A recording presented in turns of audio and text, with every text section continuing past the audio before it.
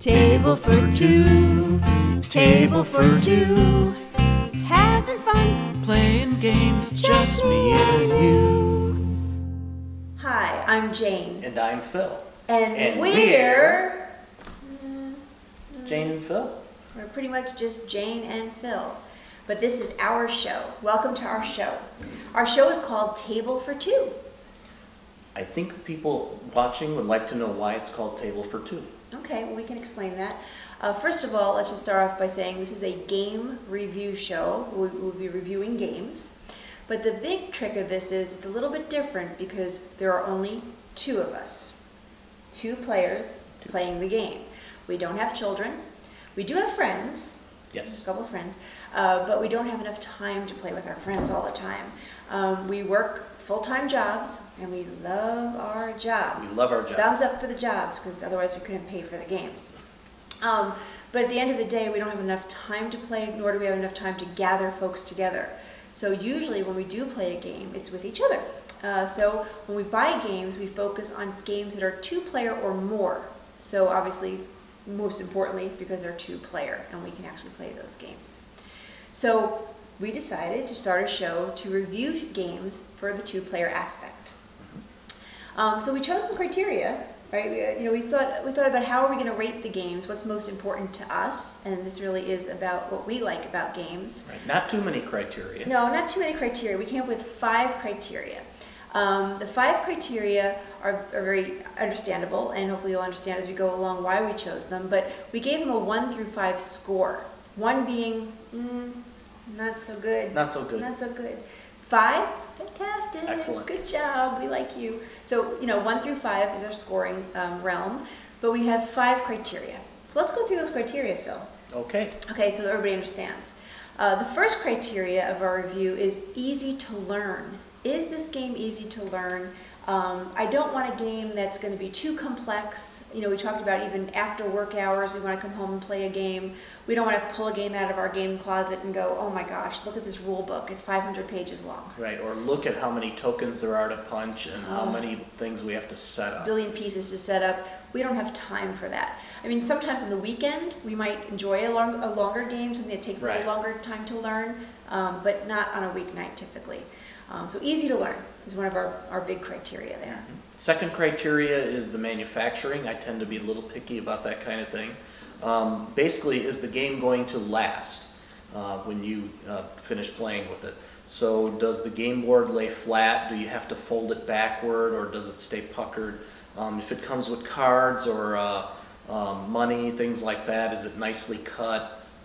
Is there a nice finish? Even the rule book and any other cards that come with the game, do they have a nice finish?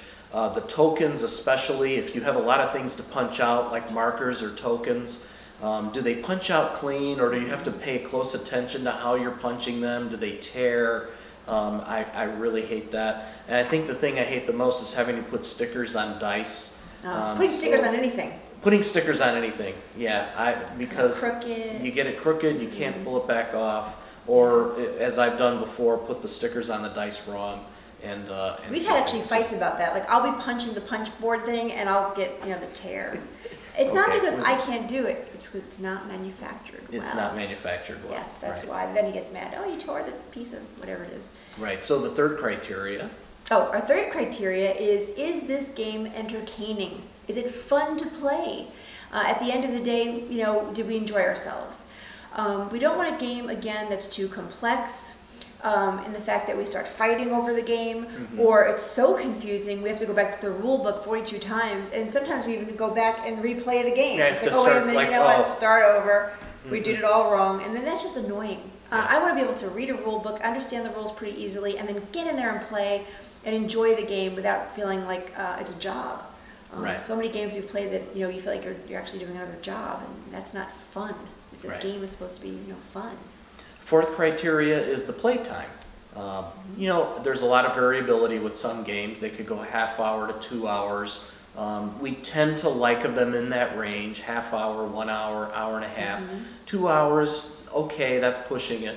But we really, especially at the end of a long workday, we don't want to sit down to play a 4-hour game or a game that we have to do overnight and put something over it so that our cats don't mess up the 3 markers. cats that like to play with meeples, especially. I'll just mention, you know, meeples are. We like a game that has kind of a confined playing time or plays out at a normal time. Especially not the games that just you have no idea when they're going to end. Like that game, what's it called? Oh, Monopoly. Monopoly. Yeah. Yeah. I've heard of that game. Yeah. It just goes on and on, as everybody knows. We leave that one in the closet. Okay. So yeah, playtime is important. Most importantly, though, at the end of the day, our 5th criteria is once we've played that game, would we play that game again? Does that game go back into the closet and never see light of day? Or is it something we go back and want to play again? Like I always mention my favorite game, and this is not a plug, but it's just a fact. I love Carcassonne. And I could play that game anytime. You bring out that game, I'm playing it, I'm happy to play it. It's the first one I'm going to pick out of my game closet. That's a great game. It's our go-to game. It's our go-to game. So, would you play that game again? I mean, especially when you're paying money. We're all working hard and not making a lot of money nowadays. So, you're buying a game, you want to be able to play it more than once. But now the good news, though, is if for any reason you don't like the game you've just played, there's plenty of places to get rid of it. You can go on websites, auctions, eBays, all those wonderful things. But also, we go to 2 of the, I think, the better gaming conventions. One's called Gen Con in Indianapolis, if you've ever been to that one.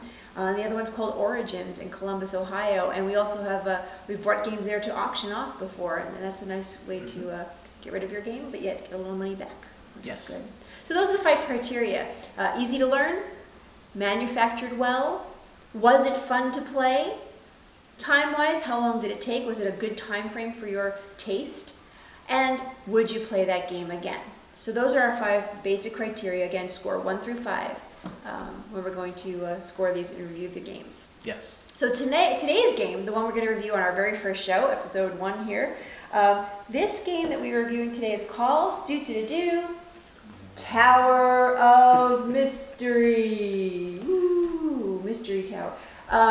We're still not sure about the mystery. We'll talk about that in a little while, but it is called Tower of Mystery. This is a 2 through 8. So believe it or not, if you want to have a big party with 8 people, you can actually play this game with up to 8 people. But again, we're just judging on the aspect of 2 people. One of the things we'll be doing during each show as well is discussing the drink of choice. Oh, the drink of choice. The drink of choice. Yes. Every time we play these games to review them, we decided because it is an adult show. And yes, that's not that kind of adult show. Not that kind of adult show. But because we're adults playing a game and it's not children, no Candyland going on here, we thought we'd have a drink. So whether it be wine, beer, a cocktail of some sort. So when we played the Tower of Mystery the other night, what was the drink of choice that night? Oh, let's see. I have this bottle, Steep Slope, Steep Riesling from Germany. It's a pretty bottle. It's a very pretty bottle. And we're going to give a little review on the wine itself after we review the game, just for fun. So that was our wine of choice, or our drink of choice, when we played the Tower of Mystery the other night. So let's talk about the review itself. First thing is, let's look at the game and talk about, what is the goal of this game? It wasn't very hard to learn, so let's just talk about the ultimate, object of the game to win. There's 3 pieces to that. There's 3 pieces to win this game. Number 1 is you are moving along these towers. These are obviously towers. There's 7 of the towers, and you're moving along, on the board, whether you're rolling dice or however you're choosing to move. Each side has what's called a turret. They're numbered 1, 2, 3, and then there's a T for turret over there. But you have to collect 1 of each of the turret tokens. So the first goal is to collect all 4 turret tokens, is part of the criteria to win the game. As you're walking through the towers, though, there's different icons and different things you do on those icons and actions that you take. But one of those actions is to actually collect what's called a mystery card. The mystery cards may have some actions you can do, whether you're going to move spaces or you're going to give a person money or whatever the case may be. But they also have letters on the back. This is letter T, for example. So one of the other criteria to win the game is to actually have TOWER in your hand. So the word tower spelled out in mystery cards. You may have a wild card. Yeah, a wild card is good too, because if you're missing a letter and you have to get a wild card, you can put it in there in place of that E or whatever letter you're missing. So 2 criteria to start. turret tokens, all 4, the word tower spelled out.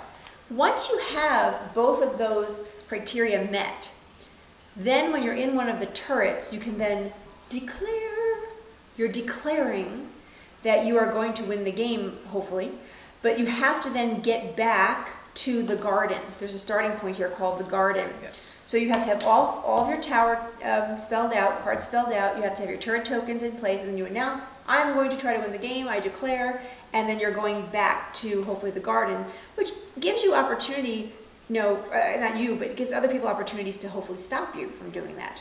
There's other cards that can be played, taking away cards, so you can potentially have to start from scratch. Right, which I could not do because you did win this game. I did win, I won, yes, I won, well, this game, we'll see what happens next game we review, but I did win this game. So the idea is very simple. Collect turret tokens, collect the word tower, and get back to the garden. And you win the game. So again, the object, very easy to learn.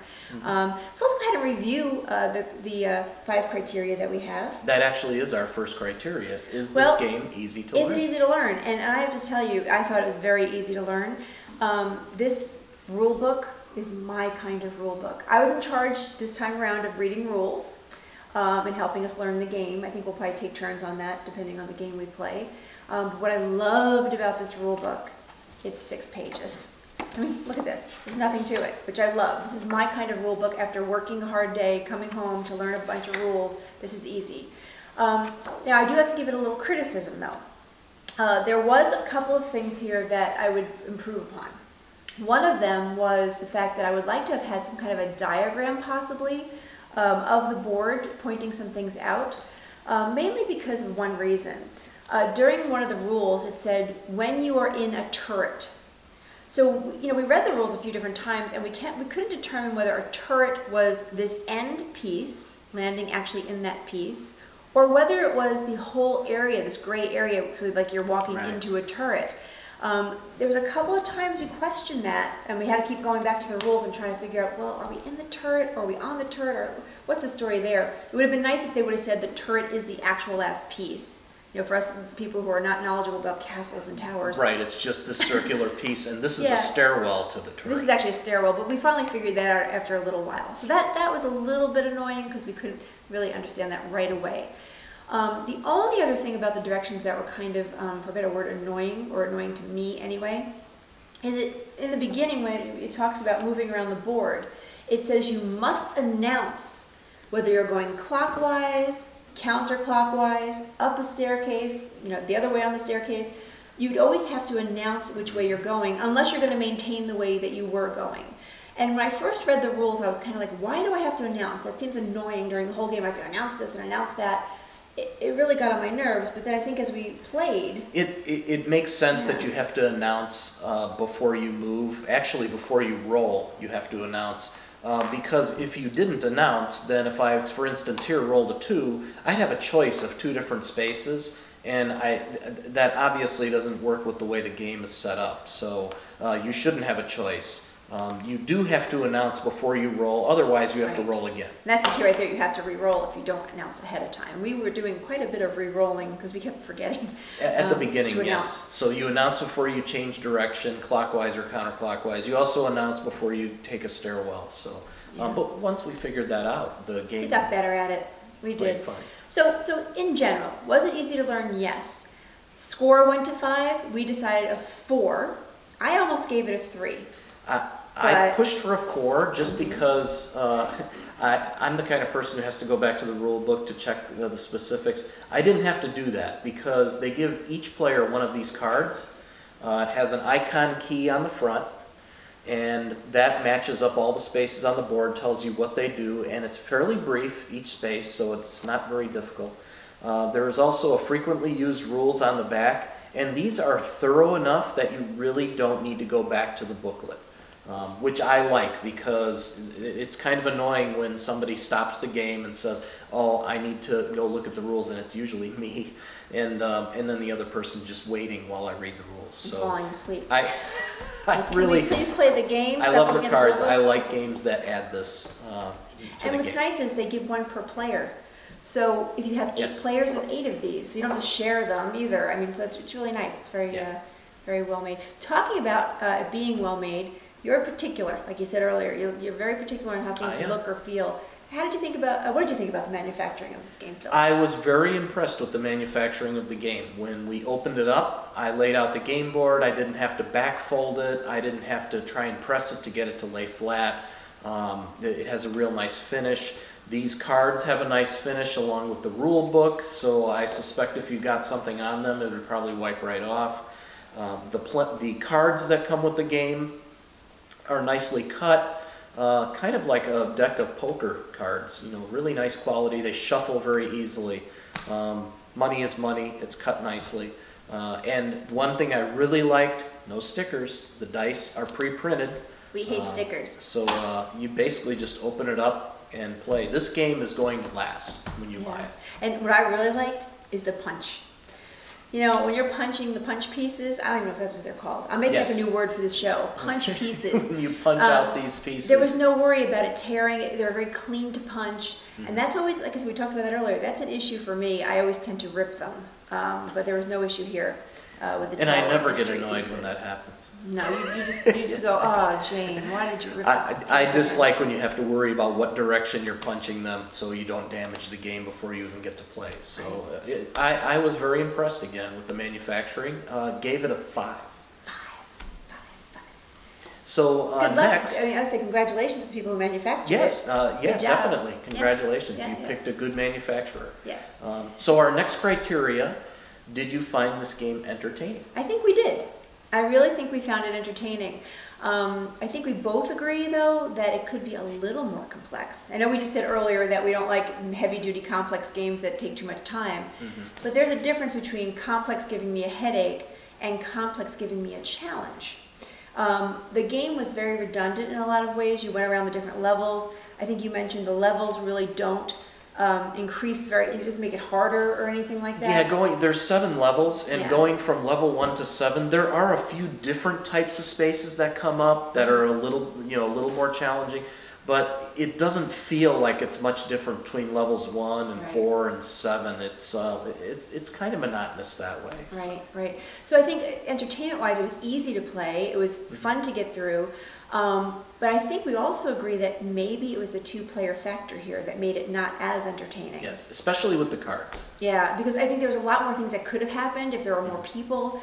Maybe more people would have been helping people to, stop somebody from winning. Yeah. It went very quick, actually. We'll talk about timing in a minute, but it was just almost too easy.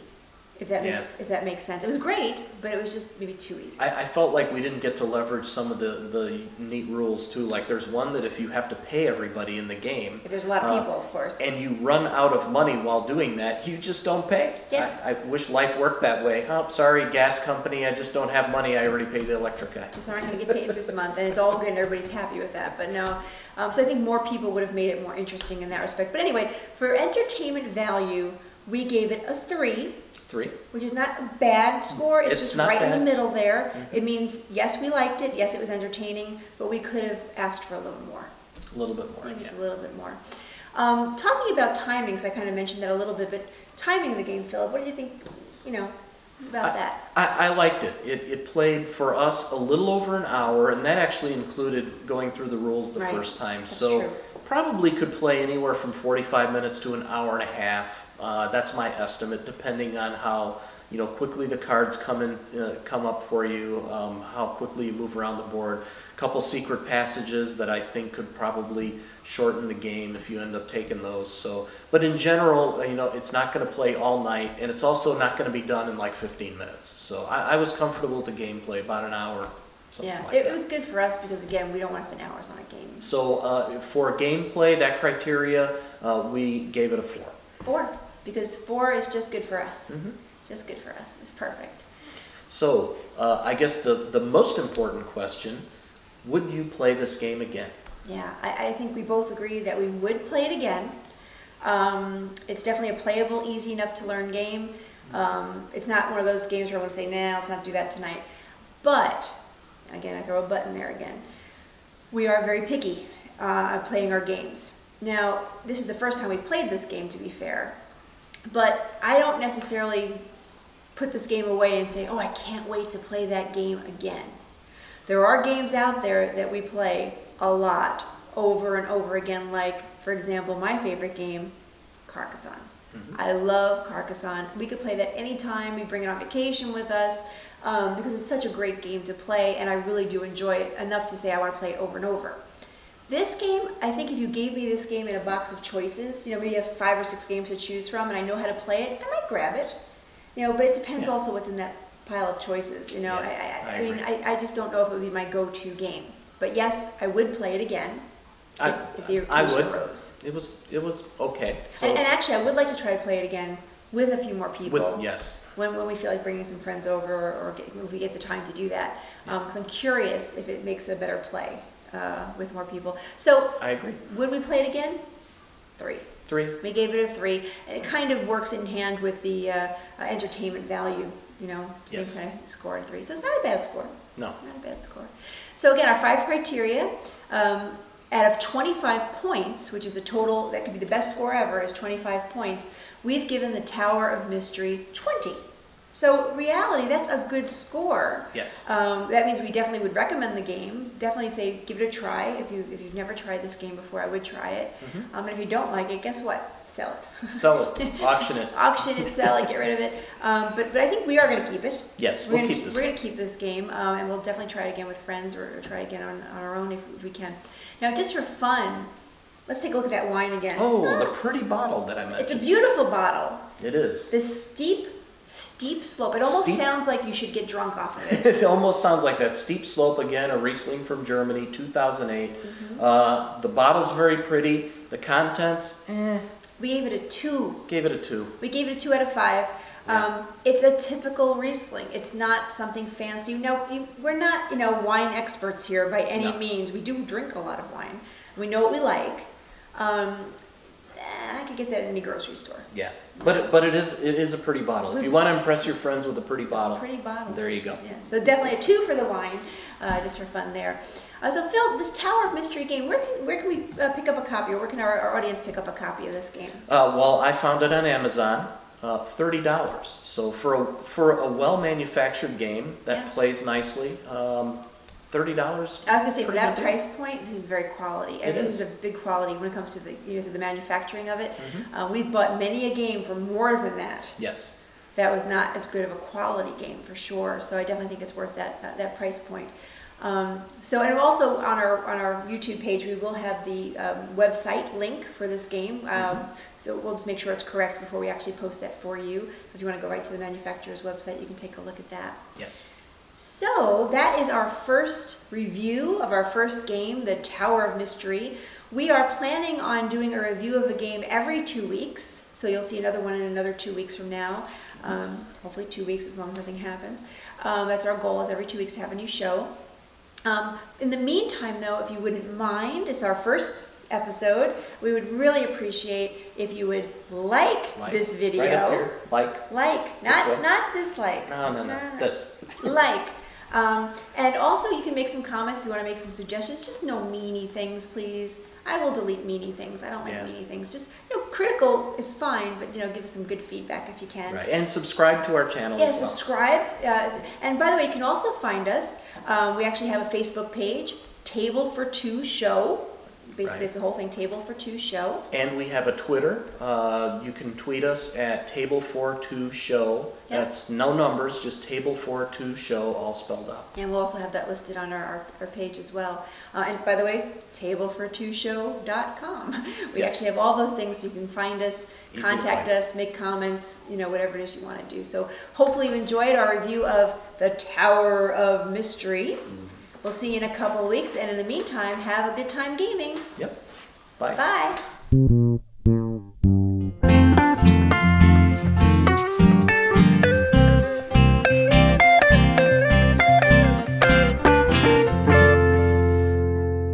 Table for Two Show, created by